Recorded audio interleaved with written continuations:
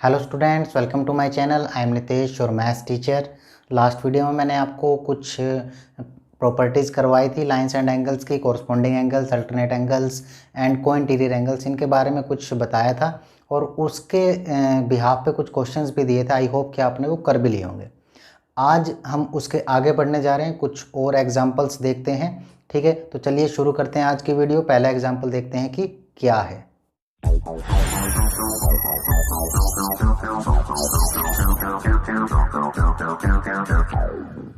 तो ये है आपका पहला क्वेश्चन, जिसमें आपको दिया गया है कि if a transversal intersects two lines such that the bisector of a pair of corresponding angles are parallel, then prove that two lines are parallel. This is the symbol of parallel.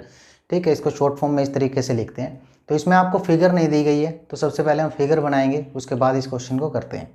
ठीक है, तो आपको दिया गया कि if a transversal intersect two lines, दो line है और उनसे आपको क्या एक ट्रांसवर्सल काटते हुए बनानी है। ठीक है, तो ये दो लाइंस में बना लेता हूं।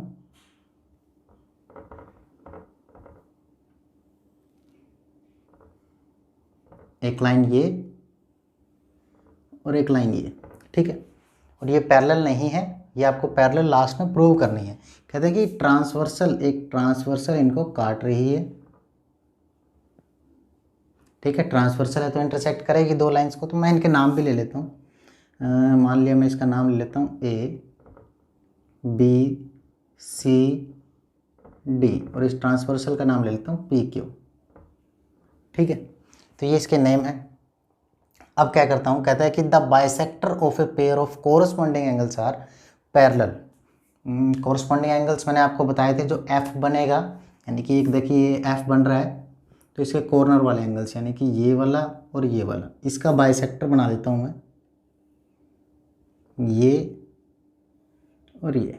ठीक है, कहते हैं ये दोनों लाइंस पैरेलल हैं, बाइसेक्टर है तो क्या होगा, ये दोनों एंगल्स इक्वल होंगे और ये दोनों एंगल्स इक्वल होंगे।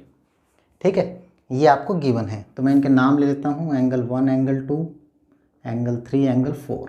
ठीक है, और जो इंटरसेक्ट कर रही है जहाँ पर, इनका भी मैं नाम ले लेता हूँ पी क्यू आर एस, यहाँ पे भी नाम ले लेता हूँ टी यू। ठीक है, हर एक पॉइंट के मैंने अब नाम ले लिए हैं। तो इस तरीके से इस फिगर को बनाना है। अब सबसे पहले हम क्या लिखेंगे, गिवन लिखेंगे इस टाइप के क्वेश्चंस में, टू प्रूव लिखेंगे, फिर कंस्ट्रक्शन कुछ करनी ही नहीं पड़ी हमें, क्योंकि जो इसने दिया है वही मैंने बनाया है। तो चलिए अब इसको हम करते हैं। तो सबसे पहले गिवन लिखूंगा मैं, दो लाइंस, कौन सी line, A B and C D are two lines.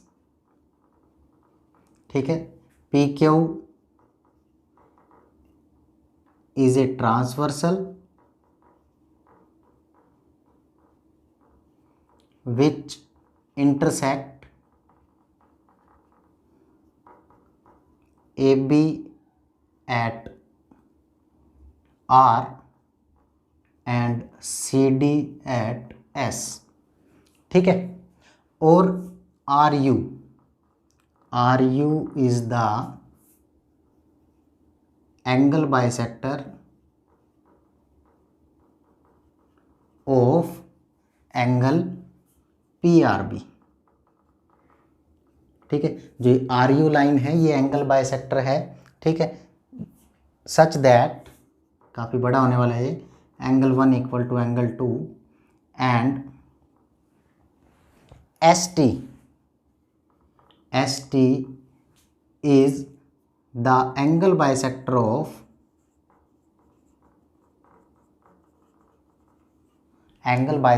of angle RSD। ठीक है, सच दैट किस तरीके से, angle 3 is equal to angle 4। ठीक है, तो ये पूरा गिवन आपको लिखना है, क्योंकि जो जो गिवन है वो आपको लिखना पड़ेगा।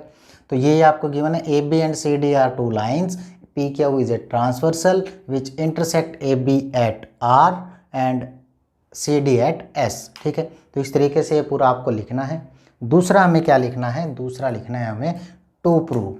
टू प्रूव क्या करना है हमें, ठीक है। अच्छा, इसमें एक चीज़ और ऐड होगी आपकी, आर यू जो है एस टी के पैरेलल है। R U parallel S T. ठीक है, ये भी आपको गिवन है। टू प्रूव में आपको क्या करना है, आपको पैरेलल करना है A B parallel C D. ठीक है, उसने यही कहा है then prove that the two lines are parallel. जो स्टार्टिंग में जो टू लाइंस थी जो इंटरसेक्ट कर रही थी, जो ट्रांसवर्सल इंटरसेक्ट कर रही थी जिसको, उन लाइंस को हमें पैरेलल प्रूव करना है। ठीक है, तो ये रहेगा आपका गिवन और टू प्रूव। इसको ध्यान से देखिए, फिर हम आगे बढ़ते हैं। तो अब हमें करना क्या है, हमें करना है इन दोनों लाइंस को पैरेलल। तो मैंने एक प्रॉपर्टी आपको करवाई थी, corresponding angles when the two lines are the parallel then their corresponding angles are equal. ठीक है, तो उसका अपोजिट क्या होगा, when the corresponding angles are equal then the lines are parallel. तो इसको ही मैं यूज़ करूँगा। इसको यूज़ करने के लिए मैंने आपको बताया था जो कोरस्पॉन्डिंग एंगल्स होंगे वो किसी भी टाइप का एफ बनेगा, और उसके जो ये कॉर्नर वाले एंगल्स होंगे वो दोनों क्या होंगे, इक्वल, यानी कि एक ये वाला और एक ये वाला। ठीक है, वो क्या होंगे, इक्वल। तो वो लाइंस क्या होंगी, पैरेलल होंगी। अगर पैरेलल होंगी तो वो इक्वल होंगे, और वो इक्वल है तो वो पैरेलल होगी। ठीक है, तो इसी प्रॉपर्टी के हेल्प से इसको हम सोल्व करते हैं। तो चलिए मैं अब इसके प्रूफ की तरफ बढ़ता हूँ। मैं ये रफ कर रहा हूँ। तो प्रूफ के लिए हमें क्या करना है, सबसे पहले मैं करूँगा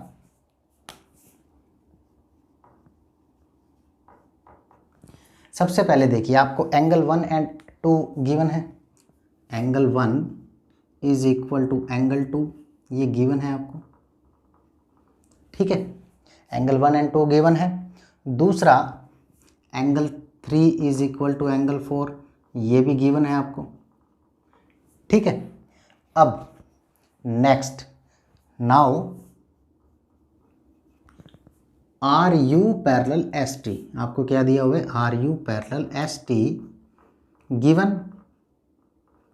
ठीक है, ये दोनों एंगल्स आपको गिवन है। ठीक है, इसको फर्स्ट ले लेना, इसको सेकंड ले लेना। ठीक है, और अब जो मैं मानूंगा इससे जो आएगा R U parallel S T. अब R U parallel S T है तो आपका ये कि ये देखिए, अब इसको ध्यान से देखिएगा, ये R U parallel S T, तो इसका ये एफ बन रहा है। ठीक है, तो आपका एंगल 1 और एंगल 3 ये दोनों क्या होंगे, ये दोनों इक्वल होंगे। ठीक है, ये दोनों एंगल्स इक्वल होंगे क्योंकि ये लाइंस क्या हैं, पैरेलल हैं। तो therefore angle 1 is equal to angle 3, कौन से एंगल्स होंगे, ये होंगे कोरस्पॉन्डिंग एंगल। ठीक है, तो जो भी चीज़ आपको गिवन है तो गिवन लिखेंगे, कोई प्रॉपर्टी से आपने प्रूव किया तो वो कोरस्पॉन्डिंग एंगल्स वो भी मैंने लिख दी। ठीक है, अब कंक्लूजन क्या निकलता है,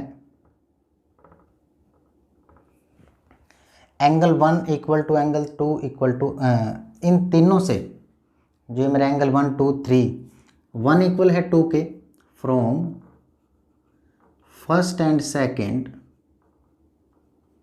ठीक है, from first and second and third, इन तीनों से मैंने क्या किया, देखिए एंगल 1 किसके इक्वल है, 2 के, एंगल 1 किसके इक्वल है, 3 के। तो angle 1 is equal to angle 2 equal to angle 3। ठीक है, ये तीन आपस में इक्वल हो गए। थर्ड वाले की बात करता हूँ अब, angle 1 equal to angle 2 equal to angle 3 and angle 3 is equal to angle 4। तो ये सभी एंगल्स आपस में इक्वल हो गए। तो ये सभी एंगल्स मैं इक्वल कर चुका हूँ। अब मैं क्या करता हूँ, इसको अब जो जिस तरीके की मुझे नीड है मैं उसी तरीके से इसको लिखूँगा। क्या, जैसे नाउ मैं क्या करने जा रहा हूँ, मैं इन दोनों एंगल को प्लस करने जा रहा हूँ। ठीक है, प्लस करूँगा तो ये पूरा एंगल पी आर बी और आर एस डी ये क्या हो जाएंगे, ये कोरस्पॉन्डिंग एंगल्स इक्वल हो जाएंगे, और इक्वल होंगे कोरस्पॉन्डिंग एंगल्स हैं तो लाइंस पैरेलल हो जाएंगी। तो इसके लिए मुझे किसकी नीड है, मुझे 1 और 3। ठीक है, अब अगर मैं इनको सीधा ऐड करूं तो 1 ऐसे नहीं होगा, लेफ्ट हैंड साइड लेफ्ट में ऐड होगी। तो जैसी हमें नीड है हम उसको वैसे ही लिख लेंगे। तो अब ये जब मेरे सारे एंगल्स इक्वल हो गए हैं तो मैं क्या करता हूँ, एंगल 1 इक्वल टू एंगल 3, मैंने एंगल 1 और 3 को इक्वल कर दिया। ठीक है, 2 and 4, angle 2 equal to angle 4। ठीक है, ये हम प्रूव कर चुके हैं। एंगल 1 3 के इक्वल है, 2 4 के इक्वल है, ये सारे क्योंकि आपस में इक्वल है। तो मैंने अब इसको 4th ले लिया और इसको मैंने 5th ले लिया, ठीक है। 4th और 5th ले लिया। अब मैंने क्या किया, अब मैंने इन दोनों इक्वेशंस को ऐड कर दिया। Now add equation 4th and 5th, ठीक है। 4 और 5th को मैंने ऐड कर दिया तो लेफ्ट हैंड साइड में ऐड होगी और राइट हैंड साइड में ऐड होगी।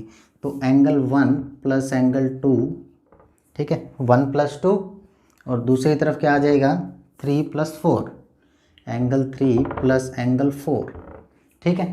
अब एंगल 1 + 2 क्या बन गया, एंगल 1 + 2 बन गया PRB।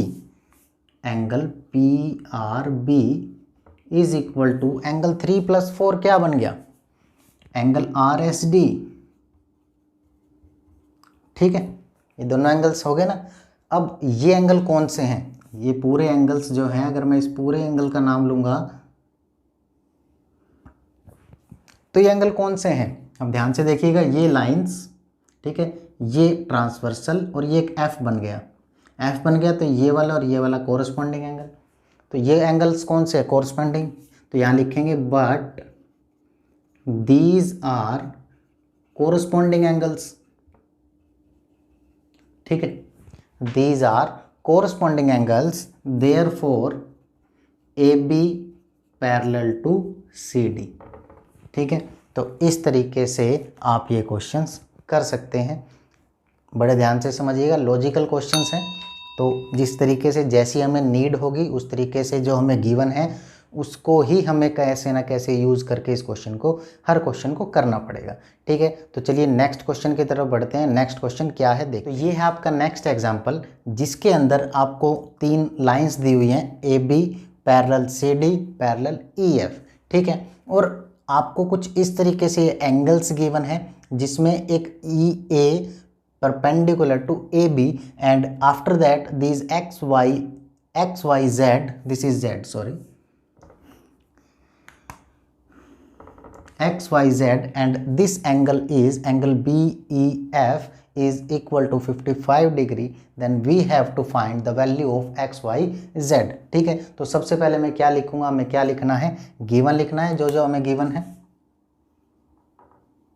तो गिवन में मैंने लिखा AB parallel to CD and CD parallel to EF, ठीक है, ये गिवन है।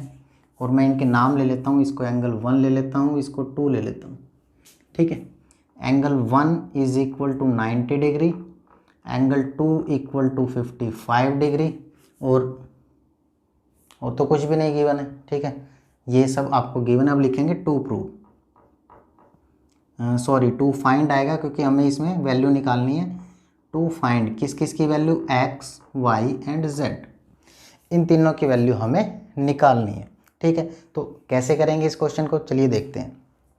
तो पहला जो क्वेश्चन है, पहला जो पार्ट है, मैं सबसे पहले निकालूंगा Y की वैल्यू निकालनी पड़ेगी मुझे, जैसे सॉल्यूशन मैंने किया इसका।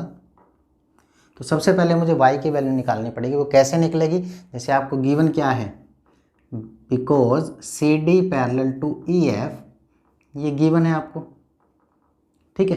और मैंने आपको बताया था ये ED एक ट्रांसवर्सल है, तो मैंने आपको बताया था जब भी दो लाइन पैरेलल्स होंगी, ठीक है, एक ट्रांसवर्सल होगी, तो उनके को इंटीरियर्स का सम कितना होगा, 180 डिग्री, ठीक है। मैंने आपको बताया था जब E बनेगा, ये देखिए ध्यान से E बन रहा है, ठीक है। यहाँ पर अब ये E बन रहा है, तो इसका Y और एंगल 2 इसका सम कितना आ जाएगा, therefore angle 2 plus Y is equal to 180 degree, ठीक है। अब एंगल 2 की value 55 plus Y equal to 180, यहाँ ब्रैकेट में लिख देंगे because angle 2 equal to 55 degree given, ठीक है। हमने ये ब्रैकेट में लिख दिया कि ये हमें गिवन है, ठीक है। तो यहाँ से जब मैं इसको सोल्व करूँगा तो मेरा Y की वैल्यू आएगी 125 डिग्री, ठीक है, 125 डिग्री। तो Y की वैल्यू तो निकल चुकी है। अब नेक्स्ट वैल्यू पे आता हूँ। नेक्स्ट वैल्यू अगर मैं निकालना चाहूँ तो मैं z की निकाल सकता हूँ, क्योंकि ए बी जो है सी डी के पैरेलल दी हुई है और ये कौन से एंगल बन रहे हैं, ये कोरस्पॉन्डिंग एंगल्स बन रहे हैं। ठीक है, इसको अब आप ध्यान से देखिएगा। तो ये कौन सा है, ये पैरेलल है, ये ट्रांसवर्सल है, तो ये कि एफ बन रहा है। ठीक है, ये कुछ इस तरीके का एफ है। ठीक है, तो मैंने बताया था ये वाला और ये वाला एंगल्स इक्वल होता है, तो y और z इक्वल है। तो नाउ अब क्या करेंगे, now C D A B parallel C D ये गिवन है आपको। ठीक है, तो देयरफॉर इसका मतलब क्या है, y is equal to z। अब y की वैल्यू क्या है, y की वैल्यू 125 डिग्री है, इज इक्वल टू 125 डिग्री। ठीक है, दो एंगल्स निकल चुके हैं। अब तीसरे की बारी x की। अब मैं इस x की तरफ बढ़ता हूँ।